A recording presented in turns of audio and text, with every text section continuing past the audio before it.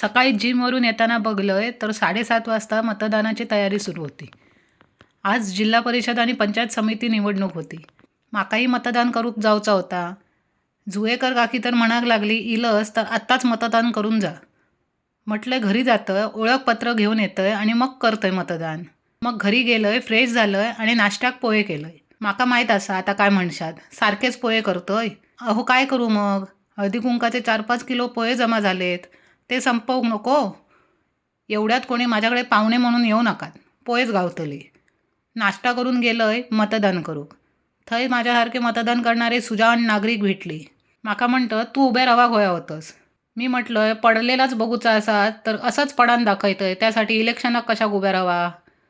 मग मतदान केलंय आणि इलंय घराक. आज हापिसाक सुट्टी असल्यामुळे आराम होतो. मग मी लागलंय जेवणाक. परी म्हणाला माका पप्पांच्या हातची पिठी खाऊची असा. मग त्याका म्हटलं तू कपडे वाळत घाल, मग पप्पांका पिठी करूक सांगतोय. मी पण केलं सुको झुणको. सगळा या दोघांकाच कामाक लावूक नाही होय. दुपारी पिठी भात आणि झुणको खाल्लंय, थोडं आराम केलंय आणि गेलंय मग सासूरवाडी. रोशितच असा. थंय माझ्या घराच्या समोर महापुरुष देवस्थान असा. थंय उद्या वार्षिक वर्धापन दिनाचो कार्यक्रम असा आणि पूजेक आमचा जोडा बसणार असा. म्हणून म्हटला काय तयारी करूची असात तर जाऊन येऊया.